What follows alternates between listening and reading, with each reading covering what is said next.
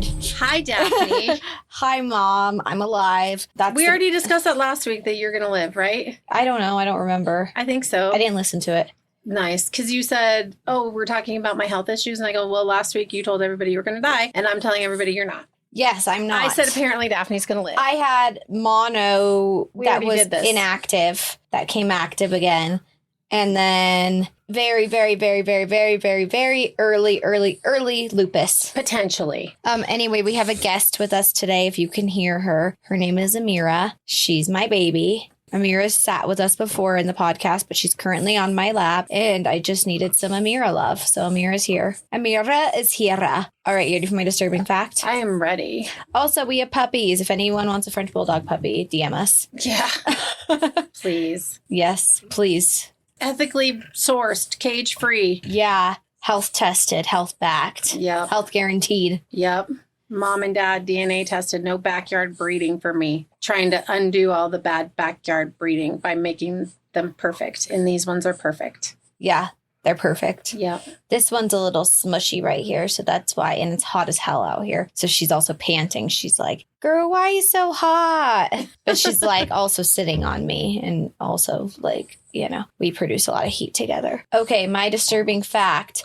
Okay, so this was fun. I did, if you guys remember Haunted Denver Metro Part 2 about Cheeseman Park and the cemetery and then it becoming the Botanic Gardens. I did a ghost tour there a couple weeks ago. Tried to get Mom to go. Went with my best friend, Lindsay. Mom was like, it's too late at night for me. And so I was like, that sucks then. Okay. Anyway. Well, I'm up half the night with puppies. With puppies? With puppies. Raising cage-free puppies. Okay, well, you could have gone still, and it was so fun because you missed a lot of great ghost stories and a tour of the Waring House, which is never open to the public. I know, but I'll do it next year, so there. Yeah, me too. Okay. I'll do it again. Anyway, continue. So, remember how we were talking about in that episode, how you mentioned that there would be burials in the newspaper? They'd be like, we're going to go bury this person tomorrow, funerals at this time, whatever. Mm-hmm. And obituaries? No, it wasn't an obituary. It would be a death announcement. Yes, a death announcement in the paper and being like, so, people would read that, go, oh, cool, there's a hole there already. I'm going to bury my loved one there or my murder victim, whatever, I'm going to bury said person there. They put them in the hole that's already 6 feet deep and then they would fill it in a little bit. And so as Daphne said the other day when she was explaining it to me, put a teaspoon of dirt on it. It's like, I think they need a little more, but okay. Yes. So a little bit more than a teaspoon of dirt. But I left this part of the story out because this is where I'm getting to. This is the fact. Okay. Well, this is all facts. I'm sure this happened everywhere else too. Oh, I'm sure. So I'm sure it still happens today. Probably. Anyway, Senorita. She just wants to be a part of the show. Clearly. She has her opinion. FOMO. She does have an opinion on everything because hers is Amira and we just love her. Anyway, so, she's getting serious. You see her? She's like, I need to weigh in on this in just a sec. Okay, go. Okay, they bury person, right? Fill in the hole a little bit. Well, one day someone noticed and they were like, hey, I don't think this hole's 6 feet. And they're like, no, I dug it yesterday. I promise you it's 6 feet. So he made the guy who dug the hole get in the hole and it wasn't 6 feet anymore. And that's how they discovered there was a body underneath it, right? Was it in like a box or was it just like a straight body? No, it was just a body. Okay. Oof. Spoonful of dirt didn't work. Spoonful of dirt didn't work. We're smelling the decomposition right now happening because Amira just farted. The flinch. Anyway.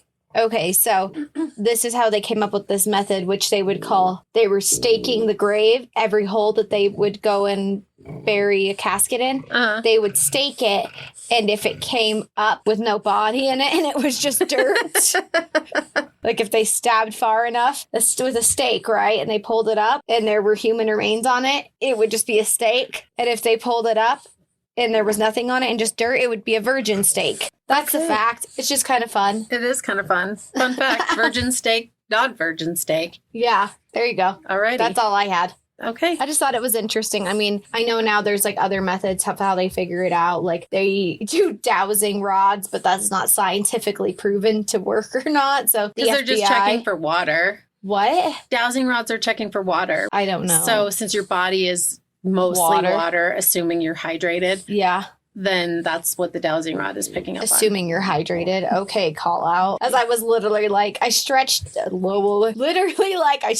too hard and got a cramp. Same. Anyway, then they also have like the ground penetrating like overhead system, or they can like look through the layers topically and see if there's any like abnormal things compared to the rest of an area under the soil. So ground emitting something. So people are still doing it today? Checking to see if there's bodies underground. Yeah, like police do it, you know. No, I know, but like if there's going to be a burial and then somebody like... Well, I'm sure there's cameras now, so it's probably a little harder to get away with.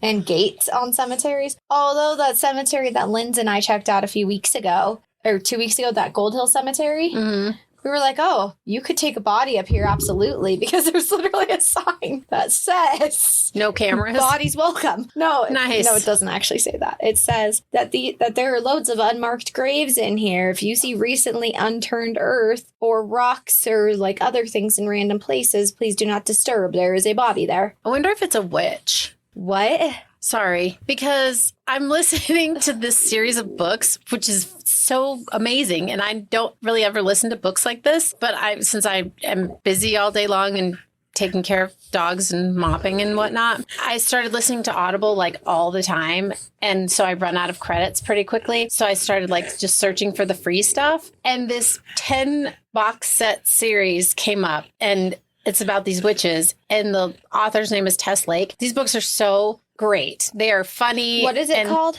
The Torrent Witches, but it's a box set. So like there's the Butter Witch, the Holiday Witch, like they all I just picked up a new book that I've seen a lot on TikTok. Can I finish? Yeah. Really quickly? But it's not those books is my point. They were talking about this old cemetery because one of the books, they're going through the library and digging up old records and like digitizing them. And they were talking about how the cemetery has a bunch of unmarked graves. And of course, like normal people don't know about all the witches and everything. Only the witches know about the witches. And so they were saying that... It's like the vamps and Vampire Diaries. Right, exactly. So they were saying that the witches have unmarked graves, and they also...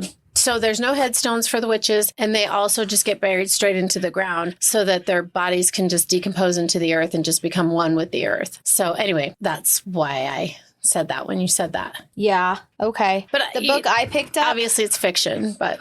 The book I picked up is called The Very Secret Society of Irregular Witches. And apparently it's supposed to be like one of the cutest little witchy books ever. Yeah, these books are great. It's a 10 box set, and it's so... Also, I was going to say that we have a book review that's going to be coming up if anyone wants to follow along and read it with us. It's called The Great Dick and the Dysfunctional Demon. Yeah, super excited. Yeah, yes. Yeah. We have a book review. We were sent the book by the author's publicist, so that's kind of fun. Maybe getting some exposure for us finally. Yeah, and getting a free book to read that's...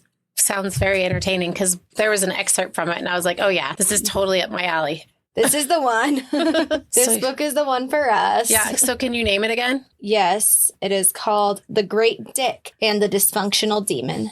I love it. Here, let me find. And it is by Barry Maher. Like Maher. Yeah. Like Bill Maher. Like that. Yeah. But Barry. Okay. Not Bill. Okay. Not Bill, Barry. Okay. Barry Maher.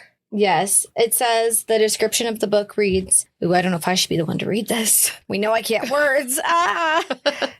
In The Great Dick and the Dysfunctional Demon, it's 1819, see, dyslexia is already clicking. 1892. Steve Witowski's name is an alias. Once he was a counterculture hero. Now he's a failed songwriter running from the law. And he's just become a killer, stumbling a woman on being assaulted by what seemed to be the strongest, most bloodthirsty wino in California. Steve's life was already quite a few chuckles short of a load of laughs, and now he's crossed a threshold he never knew existed. He should keep moving, but the woman, Victoria, is beyond stunning. Oddly, she's just got a decrepit old church with a blood-soaked past. Steve stays. Even in the face of a man he just killed materializes in his arm, and Victoria becomes a part of the mystery he can't unravel. Even as he's looting the dead of secrets, a self-proclaimed Even as he's looting the dead for the secrets of a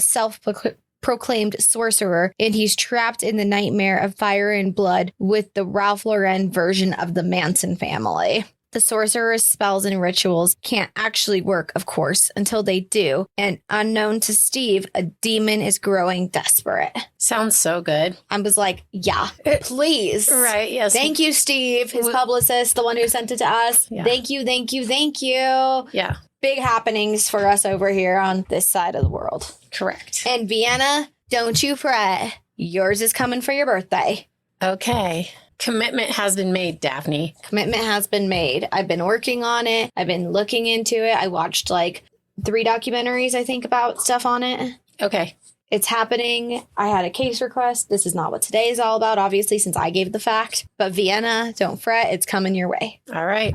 Okay. Are you ready for me? I'm ready for you. Okay. Sounds good. This is about the Biltmore Estate, which sounds fucking amazing. And I'll get to all of the amazingness. Where is it? It's in Asheville, North Carolina. But Okay. oh my God. But this is like the haunted part of it because, you know, we do the spooky ooky. And I try not to do like all the history stuff because it's hard not to, but I definitely was like, no, Gail, don't include that. People don't care. Okay. So, anyway, okay. Are you ready? I'm ready. Okay. The Biltmore Estate is located in Asheville, North Carolina, and was the dream house of George Washington Vanderbilt II. George was left $2 million by his grandfather when he passed. When was this? They built the house started in 1889. Okay. But this was So like $2 million, that's a lot of it's money. a lot. Okay, so yeah. That's a lot of money today, but today that's a lot of money. A lot. So George was left $2 million by his grandfather when he passed. Then he was given another $1 million when he turned 21. And then when his father passed, he inherited another $5 million and had income from a $5 million trust fund. So Okay. clearly he's hurting. Yeah. He is hurting for cash. Right. Yeah. He's like, I can't afford anything. I'm Right. broke. I'm like, oh my God. Woe is me. Oh, I want to be a Vanderbilt. Although I think probably money Is he doesn't any solve relation everything. to the Vanderbilt family? Yeah. Oh, okay. Yeah, he's a Vanderbilt. Like the Vanderbilts. Yes, Okay. exactly. So George Washington Vanderbilt II. Well, see, I had a moment when you were like, George Washington, then you kind of paused and went, Vanderbilt the second. I was like, oh, the first president built this place. Are we talking about the White House? Is that its real name? No. Nope. All right. So George had lived in various family homes in his life, and then he decided that he needed his own country mansion in the state because he has all this fucking money. And he's like, hey, I want my own house. I'm tired of living with all you guys, right? I get it. I'm tired of couch surfing because I'm a millionaire. Yeah, I understand that. Do you? Well, I'm tired of couch surfing, but not because I'm a millionaire. Because I want my own place too. So he bought 125,000 acres, which included How many square miles is that? Oh my God, dude, why? Remember an acre is 0.25 or something or 0.33? So it's a lot, dude. It's a lot. A lot. don't make us math and pause to math. Yeah, well, remember you were like, with the Texas killing fields, you were like, oh my God, it was like 25 acres. It was huge. And then we looked it up and it was like 1.6 square miles or something Yeah, like but I think 125,000 acres is big. It seems big. Yeah, well, now I need to know. Okay, well, then pause it and look it up. 195.3125 square miles. That's a lot. It is a lot. 195. Yeah, 195 square miles. Ish. A little bit over 195. That's a lot. That's big. I told you 125,000 was big. Yes, but when you said it about the Texas killing fields, remember it like actually was not that big of a piece of land? Correct. You're right. I was wrong. But now I'm right. It's big. But now I'm right. It's big. Oh, there's Samira saying, yeah, she's right now. It's big. That's my mom. Don't distract my mom. The 125,000 acres that he bought included woodland as well as over 50 farms. And he employed architect Richard Morris Hunt to design a limestone house, which was modeled on the, after this. Chateau de Blois. Okay, so it's modeled after because I know I won't say it right. After this. Chateau de Blois. Anyway. Which is a place, I'm assuming. And another chateau. No, a chateau is a house. So it was like a big castle or something. Yeah, but you said modeled after this place, and then you said, hang on a sec. Oh, yeah. It was modeled on the Chateau Blois. Yeah, the Chateau de Blois. Okay, where And is that? another chateau of the Loire. Valley. I I could say that. I just want to butcher it. So construction started on the estate in 1889 and was completed 6 years later in 1895. Damn, that's a long time to build a house. The Biltmore Estate, which is, I guess if it's 195 acre or 195 square miles big, that might take 6 years to build. Right. That's like a whole fucking community in some places. Yeah. So the estate, which is 175,000 square feet, which is 4 acres of house, because it was like in both two places. One said 175,000 square feet, which is more relatable to a house to me than a 4-acre floor of house. But anyway, one of the things said that the house floor plan was equivalent to 4 acres, but then in square feet, 175,000 square foot house. Okay. That's huge. Yeah. Yeah. But that doesn't make any sense. Oh, wait, that it's a huge ass fucking house? Well, okay. Yeah. So it's a mansion. Yes. It's an estate. It's an estate. And it has 250 rooms and is the largest domestic dwelling ever constructed in the United States. So it's just your standard 250 I was like, why does he need 250 bedrooms? No, not bedrooms, just rooms. Oh, So okay. It's just your I standard heard bedrooms. I think I made that up, but I heard bedrooms in my head. No. My head inserted beds before rooms, and then I'm like, he has so many friends. It's a big sleepover. So Every night. just your typical 250 room house with 35 bedrooms, 43 bathrooms, 65 fireplaces. Wait, how many bedrooms? 35. Yeah, that's still a lot of bedrooms. Yes, it is. And 43 bathrooms and 65 fireplaces, probably your dad's actual dream. And it had electricity. And mind you, this is the late 1800s. So it had electricity, indoor plumbing, a gymnasium, a call bell system, which I looked it up because I was like, Daphne's going to be like, what's a call bell system? And I'm like, I don't know. I didn't ask. But okay, but you would have if I didn't look it up. So anyway, it's like if you push a button, like say I'm in the Then kitchen. it's going to call the maid service up in the attic. Yeah, and it tells you what room is calling. So like it has like we used to have in our house. Yeah, it was a phone thing. That was weird. Yeah, anyway, it was a phone because it was more modern. It was the 70s. way more modern. So, and it also had a centralized clock system, which is a system where there's a master clock that sends electrical impulses to subsidiary clocks in the building, keeping them all on the same exact time. And this technology at the time was used only in large buildings like hospitals and schools. And I guess if you're like a millionaire. Okay. That's pretty crazy. And it also had an indoor swimming pool. Whee! Yeah. Just your standard 250 room house. Typical neighbor down the street. Your neighbor down the street who has their own 195-ish square miles. Yeah. A little bit more than 195. Just a little. So Vanderbilt had a huge interest in horticulture and agriscience. And on his... Sounds like my kind of guy. Where is he today? Well, dead. Yeah, maybe he's not really. I think he is. He sounds like he might have had enough money at that time to become a time traveler. Probably not. Maybe. I don't know. Probably not. Okay. All right. So I was just like horticulture, big house, rich, 43 Vanderbilt. bathrooms. Yeah, 43 bathrooms, 35 bedrooms, so many fireplaces. This is my type of guy. Where is he? Where is he? Dead. On his estate, he Googling, oversaw... can you marry a set of bones? And inherit their fortune. Not an inherit their fortune, nope.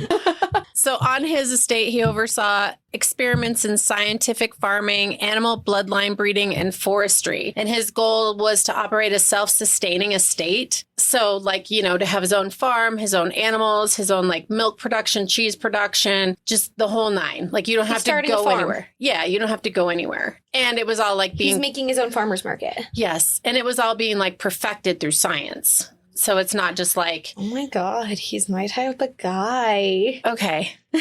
Anyway, fun fact. Vanderbilt hired Gifford Pinchot to manage the forests on the estate. And Pinchot went on to be the first chief of the U.S. Forest Service. Oh, that's cool. So that's cool. And also, I didn't put this in there, and I don't remember the guy's name, but the guy that he had designed the gardens there also co-designed Central Park in New York City. Oh, that's really cool. So, yeah, he's like rich. He can do that. Yeah. Like from couch surfing to fanciness. George Washington Vanderbilt II. Correct. Yes. I just got to make sure I had my husband's name correct. Daphne Washington Vanderbilt II. Yes. Mrs. Yes. Mrs. Washington Vanderbilt II. Daphne. You have to put your name in there. Yeah, okay. Daphne's writing it on like school paper 52 different times with like Hearts Vanderbilt. Daphne Hearts Vanderbilt. Daphne Hart's George. Yeah. So George died only 19 years after the completion of his dream estate from complications of an appendectomy when he was only 51 years old. Darn it. Yeah. So the estate told you he was dead. And that was like in 1914, I think. So the estate then became the property of his wife, Edith, and the couple's only child, Cornelia. Okay. Okay, so that's history. Now we're getting into the meat. Guests and staff. Who became ghosts. Yes. Guests and staff have both reported various and assorted hauntings, cold spots, and a sense of being watched or followed, and even being pushed. Wait, okay. How current are we talking? Now. Now, so is it a hotel now? No. It's a tourist attraction. Well, you just said guests and staff, so it's still because open to the public. It's open to today. the public, yes, for tours and whatnot. But it's not like an Airbnb. It's not a B&B or Not a the hotel. mansion itself, but there's stuff where you can stay. Okay. So anyway, so there have been reports of the sounds of a party in the Great Hall. Orchestral music can be heard, as well as lively, spirited conversations like, you know. Okay. And the sound of clinking glasses when no one is there, and the smell of cigar smoke. And the Biltmore is a non-smoking establishment. And yeah.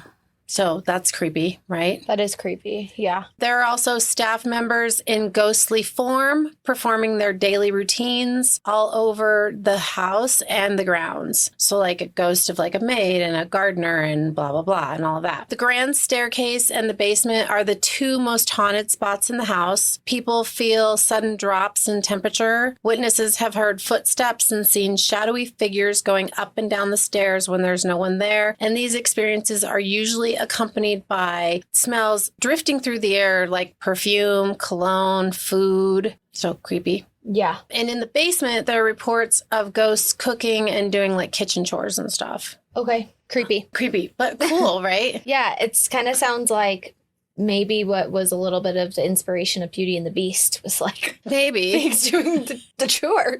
Yeah, Except for it's actually an just ottoman. a teacup. Yeah, or a Oh, Chip. George is said to have stayed at the estate after his passing, I'm sure. right? His Wouldn't happiest you? place. Oh, right. like, yeah. Yeah. Right. I'm like, where do I want to go today? I think I'm going to go watch a movie in the bathtub of the 16th bathroom. That's Daphne's fucking dream right there. Oh my God. We stayed at a hotel in Chicago. The Talbot. Yeah, when I was a kid, and there was a toilet. There was a toilet in the bathroom as well.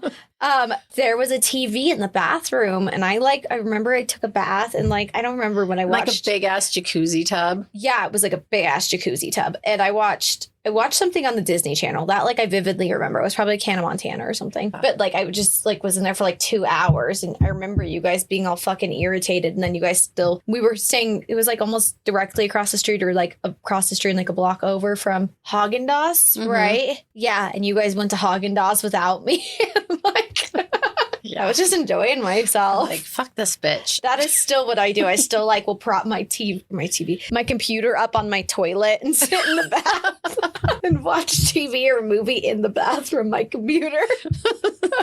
Secrets of Daphne. That's not really much of a secret. If you were to come in my bathroom, if I'm taking a bath, that's always going to be happening. Yeah, can you add that to my Christmas list? I want a tray that you put across the bathtub. I won't put my computer on the tray. I'm like, dude, I'm not replacing your computer. But to put snacks on and a drink and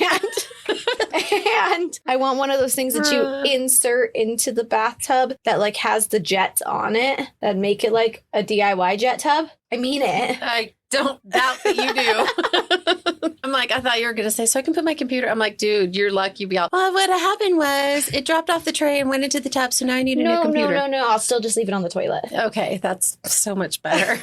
It worked from my old bathroom and my current bathroom. Isn't that How great? could you never seen me travel with my computer into the bathroom to take a bath or outside of it? Just don't pay attention to that, I suppose. Or sometimes I take my iPad too. Either, regardless, there's always a show going on there's some sort of entertainment happening while you're taking a bath. every time. Okay, good to know. Or not. Either way. I don't know. It's usually Desperate Housewives. My All favorite right. show ever. Oh, goodness. All right. Sorry. That's okay now. Haagen-Dazs. That's okay. You're still lactose intolerant. Yep, I am. You're not wrong. The library was George's favorite place inside the home. No, it was Giardelli. That's where you guys went, not Haagen-Dazs. Giardelli. Oh, yeah. Well, I was Yes. thinking Giardelli, but I didn't want you to correct me and be like, no, Haagen-Dazs was across the street from Giardelli. No, it was Giardelli. And yes. then there was that hot dog place. But anyway, okay, let's yes, stop. and then I remember Dad took me back to get a hot dog later that Yeah, night. of course he did. And one for himself. Yes, probably Uh, like 3 so and finish mine. favorite place inside the home, and at home in air quotes because it's a fucking giant ass mansion or estate, if you will, was his go-to spot, especially like during storms, and that's where his spirit is most often felt. And he's even been seen in a reading chair near the fireplace at the onset of a storm. But it's like one of those like quick glimpse, like, did I see that? Did I not see that? Was that like a person there? There's nobody there. What's up Right. with that? I like that. Did I see that? Did I not really see that? Right. That's what a lot of the stories were like at Botanic Gardens. It's Yeah. like of the ghosts walking around chilling. They're like, did we really see that person? Was he really there? Was he not really there? I'm so confused. Yeah. Edith's spirit is also said to frequent the library, and her shadow can be seen walking the halls and whispering for George to come and join her. Creepy. Because it said, like, if they were having parties and stuff, that sometimes he would, like, sneak off to the library just to get a minute, and she would be like, dude, we're having a party. Come on, let's go. But since she's a ghost, she's not like, George, We're having a party. Let's go. yeah, it's like they hear, like, George. That's creepy. So creepy. But cool. I don't know. I like it. I don't know. I could live there. Yeah, me too. I totally, If there's any clawfoot tubs, that is like my dream. I'm That sure. is my dream bathtub. I rabbit holed, landed in the weeds, and totally looked at this place for a really long time because I was like, ooh, ah. But anyway, okay. Yeah, so this is going to be our next test. For sure. Okay. So in the basement, there's a room dubbed the Halloween room. There are brightly colored paintings of soldiers, witches, black cats, and bats that were inspired or I guess like copied more or less. Not more or less, more. Directly More or less, no, exactly directly copied from. from a show program from a Russian cabaret. Oh. So Oh. some have reported seeing a woman in a red flapper dress in the room, but that's like a rare sighting. Love that. That's a rare sighting. And these paintings were from Cornelia's time, so that's the daughter, when she was an adult and lived in the house because she was like an artisty type. Okay. Yeah, I didn't put this in there, but I'll just real quick. She got married when she was like 24 or something, and her husband had 2 kids, and she lived in the house with them. And then she was like, fuck this isn't for me. And so she dipped and she moved to New York to Greenwich Village, and then she went to art school there. And then she's like, okay, also not really for me, like I don't even want to be in the United States. So then she went to Paris, dyed her hair pink, and called herself something else that I can't remember. It was some just Madonna. Did she keep the like one- family, or was she going through like a real No, crisis? she just like dipped. She's like, I think you got I'm like, this. was she like, okay, now your mommy's gonna have pink hair, or she's like, I'm not a mommy. Yeah, basically. She's like, I gotta go. Well, that's A, sad, but B, like really kind of cool, actually, like kind of goals. I think you guys wouldn't like it if I had just done that. No. I thought about it so many I mean, times. being able Just to just like kidding. travel. You're such a liar. I'm your whole heart and soul. That is so true. You don't know what to I do said without I'm me. kidding. That is true. I do love you. Okay, I wasn't going to say all that because it's like No, I not just mean relevant being to a the jet setter is like goals. ghost. It's not relevant to the ghost story. Like I want to be like, oh my god, I'm so sick of my 250 bedroom house. It's that only my- 35 bedrooms. It's only 35. Did I say bedrooms? I meant rooms. These are all the same thing. Anywhere where a blow up mattress could live or a couch is, you could put a couch in a bathroom. Could you Bedroom. imagine? Could you imagine all the sheets if you had 250 bedrooms? Because I don't like any of the bedrooms to have the same sheets or anything, so that way I can know which sheets go to which beds. What are you talking about? Because you literally bought Dad the exact same sheets that were on my bed. So I'm not exactly sure what you're talking about. When I was like, wait a sec, what? Mom, my sheet shrunk. Because my parents have like a split king and it's, the two twin XLs and I had a queen and it was like light gray sheets. I was like, my sheet shrunk. I can't get it on my bed. Okay, well, that's fair. But you bought your own sheets and I didn't buy those sheets. Otherwise, they're not the same sheets. Just They're because not you the same ordered brand, them. but they're the exact same color. Yeah, well, you have gray and you have khaki, basically, or blue, or like taupe. Those are basically sheet choices. Light gray, dark gray. Are they? The pool, which held 70,000 gallons of water. That's a big pool. 70,000 gallons of water, which was heated and had underwater lighting. So again, late 1800s. That's so cool. And it was in this room of itself. Like it was this big, elegant room with white brick walls, ceiling, and floors. So everything's white, including the pool. The pool is white and wood finishings. So it really looks like it could be in a horror movie, to be honest. I was like, man, that could be like in The Shining or something. Why? It sounds amazing to me. But it's super, I don't know, it's creepy looking at the same time. Anyway, so guests who visit, and it's an empty pool because it's a tourist attraction and they don't like maintain the pool. I mean, they maintain the pristine cleanness of it, but there's like no water in it. Oh, yeah. That looks like that's from American Horror Story Hotel. Yeah, right? Creepy. Yeah, that actually looks like the pool that was in the hotel season. Yeah, it's creepy. Place has been used for like filming location for movies and shows and stuff, but I didn't look which ones. No, like actually that looks exactly like the pool. Here, let's look it up. Pool filmed. No, it was not filmed at the Biltmore. Okay. But it says it has appeared in other productions, just not AHS Hotel. I told you. Do you have a list of things it's been in? No, I didn't include that. It was in Forrest Gump and it was in The Last of the Mohicans, like The Estate was, and something else, like several something else's. Richie Rich, Hannibal, Forrest Gump, Patch Adams, The Last Mohicans. Oh, The Last Mohicans. Did I say that or what did I say? I don't know. Being There, Timothy Green, The Odd Life of Timothy Green. That was a really cute movie. A Biltmore Christmas. A Biltmore Christmas, which is an original Hallmark movie because I did read that. And I remember it, but not something I would watch. Sorry, I'm just rabbit holing now. That's cool as hell. Dude, I'm telling you. So let me finish. Okay, finish. You can rabbit hole on your own. You can rabbit hole on your own, ho. Yeah, well, I totally did. Like I said, rabbit hole, landed in weeds, kept going. This pool, it's empty because it's just an estate. It's a tourist attraction. Nobody lives there. Nobody stays there. Okay. So guests who visit feel anxious or nauseous when they enter the pool area, and the sounds of splashing and laughter coming creepily from the drain. Yeah. Yeah. Creepy. And the story behind that is that a child of one of their party guests died in the pool that was unattended during a party, but there's no record of that. Of course there So isn't. whether it really happened or whether $5 million gets you. I was going to say, I bet you it was probably really on the hush hush. Probably. If it happened, if it's true, it was probably very much, they were probably silenced. Probably. So They're there's probably like, here, have some money, have another kid. also your fault because you weren't watching your kid. Yeah. So there's also a lady in black who haunts the room and has been seen on several occasions because there always has to be a lady in black. Always. It's just a or rule. white. It's a rule. A haunting rule. A lady in white, a lady in black. Or one or the other, or both. Right. And this place is big enough to have both.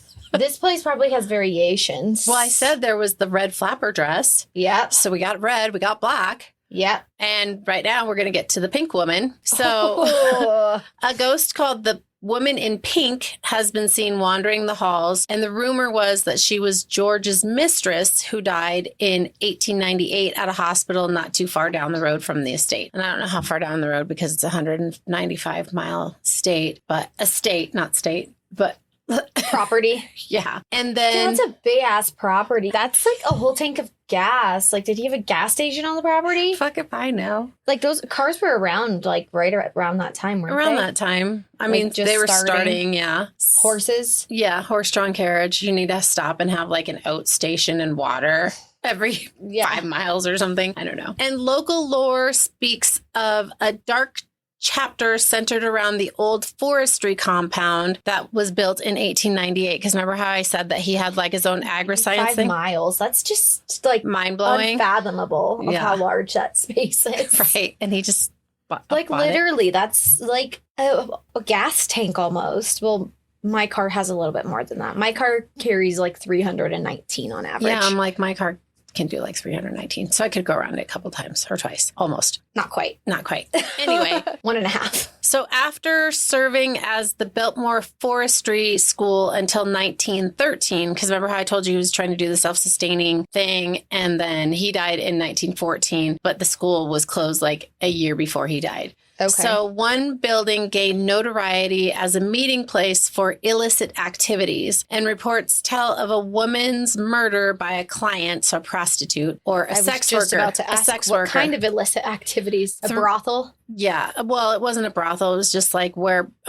sex workers would take their clients. Okay. So the official records on this remain elusive because, again, trying to hide shit. So visitors to the area describe an inexplicable phenomena like lights operating independently in vacant windows and pronounced temperature drops despite the warm weather outdoors. And then obviously seeing the lady. But anyway, so that little snippet right there about the sex worker getting murdered was from Haunted Rooms. Because I saw it in some other places, but everybody else, all the other places just were like, oh, sex worker was killed, but there's no evidence, or there's blah, blah, blah, whatever. Like, okay. This one said, hey, it happened, but you could find something about it, but not a lot. So little bits of information. Yeah, so it probably really happened. And at this point in time, well, that would be when Cornelia's still there, right? So she would have been able to hush it. It was in the 1930s, I think. So well, you said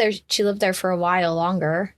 Yeah, but I think she was gone by then. I don't know because this was after a while. Because obviously while George is still there and Edith is still there and stuff. I mean, because the forestry school shut down, all that stuff wasn't totally maintained. And then the Great Depression happened. And during the Great Depression, because when George died, he left the house to Edith and Cornelia. And he was like, you just have to promise me that you're going to keep this place in the family and you're going to maintain it. But during the Great Depression, times got tough for everybody, Vanderbilt's included. And so they would do tours of the estate. Not Cornelia. I don't know if she was gone by then or not. But anyway, because she was born in 1900 and I think, I don't know.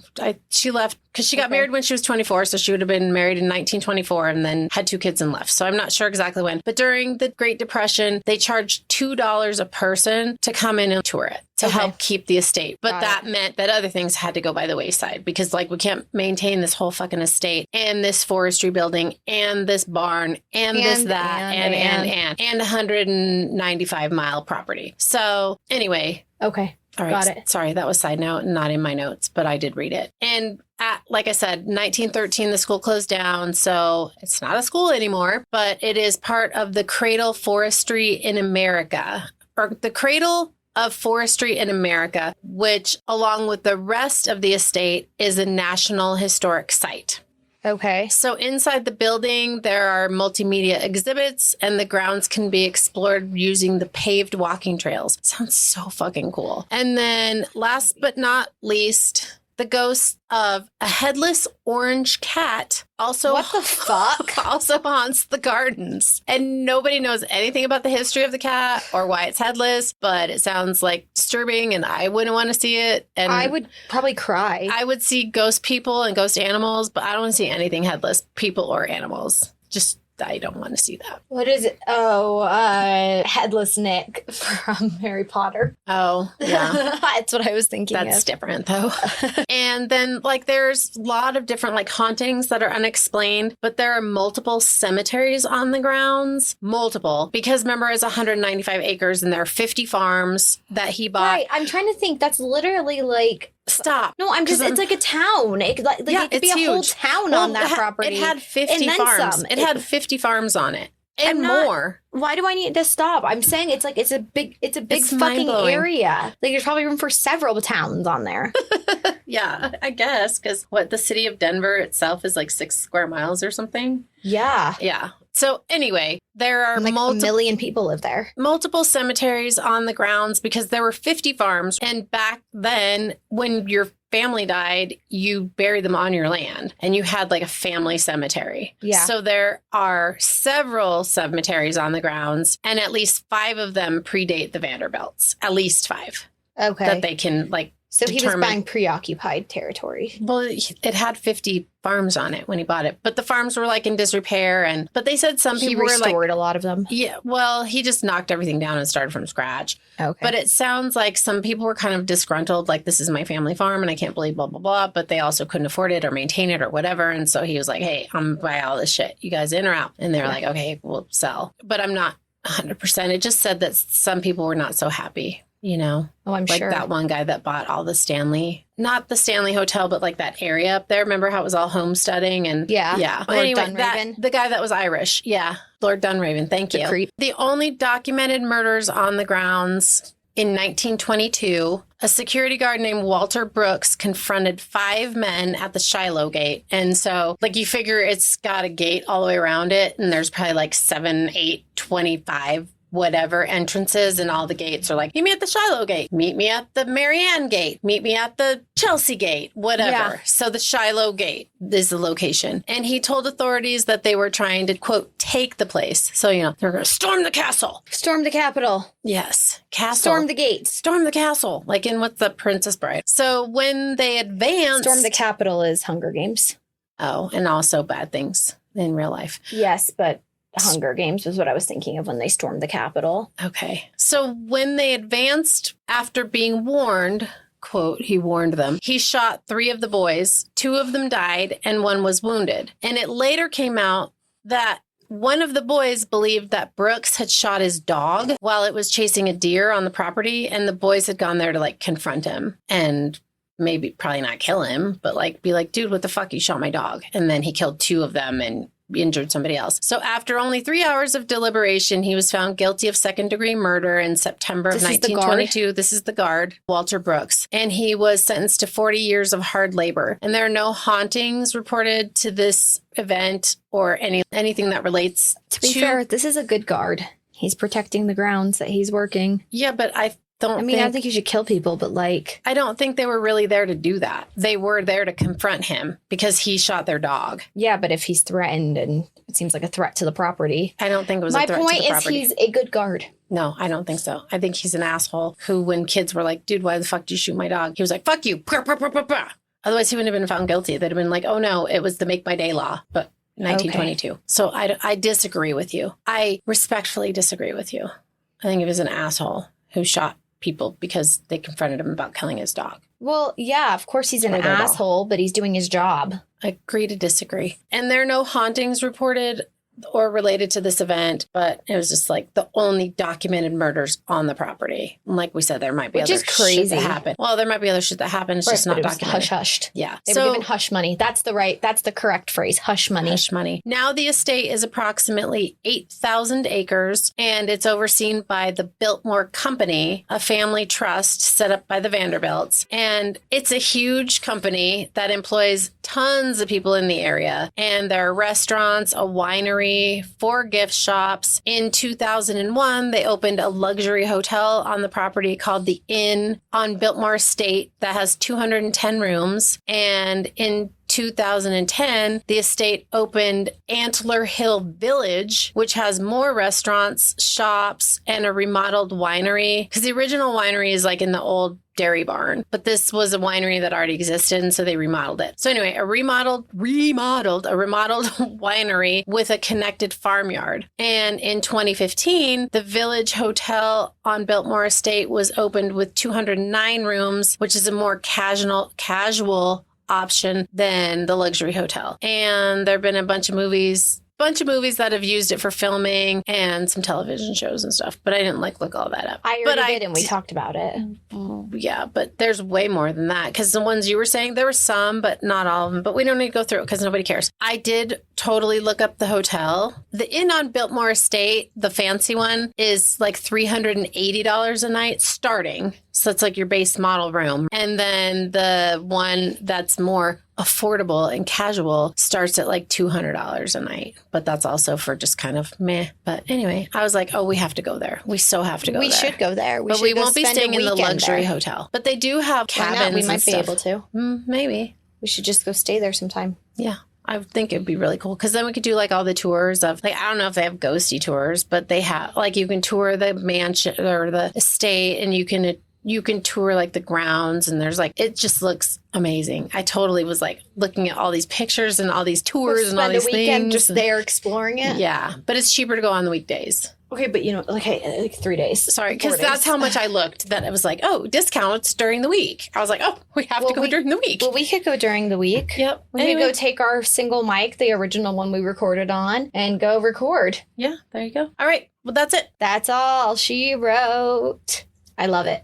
Thank you. Did you? No, I did. I really was just trying to have a hard time wrapping. Like, how does somebody just have that big of a property is my thing. We looked it up. It's 9/10 the size of the city of Chicago. So that's huge. Yeah. So that's what I was just having a really hard time racking my brain around the size of the property. Well, that's what because happens it's like, when you're a millionaire. how can you man all entrances of said property?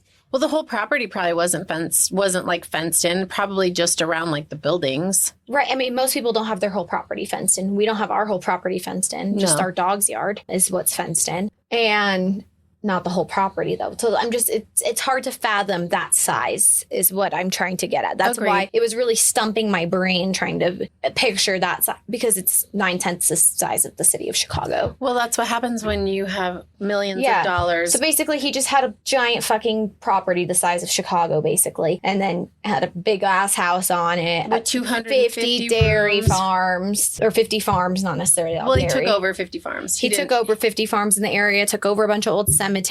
Like, it was already like an established size of a couple towns or a town or something like that. Or like a community. Yes, a community. He took over a community and built a big ass house on it. And it was all his property, though, all his land. That's why I had a hard time fathoming that. Yeah, it's pretty amazing. Fathom is the word of choice because it's hard to picture. Well, it's hard to imagine that. But now it's only 8,000 square miles. Yeah. So, and some of it like backs up to national forest. It's in square acres. That's way bigger than Yellowstone. So it backs up to like not farmland, but like national forest, and it's all, like I said, a national historic site. Yeah. So, and it looks so cool. Yeah, it does look weird. But beautiful. When I looked up the nice hotel, pictures I saw, like people were all wearing like jewelry and fancy clothes and clinking You wine have glasses. jewelry and fancy clothes, and you could clink a wine glass with beer in it.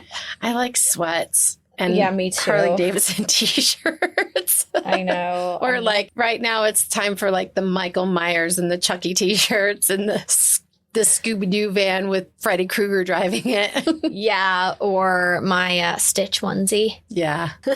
It's time for all of that. Yep. All right. Well, that's all we've got. You can follow us on our Instagram at That's Disturbing Podcast. I almost said That's Disturbing Podcast at gmail.com, but that is our email. But our Instagram is at That's Disturbing Podcast. Everything of ours is That's Disturbing Podcast, one word.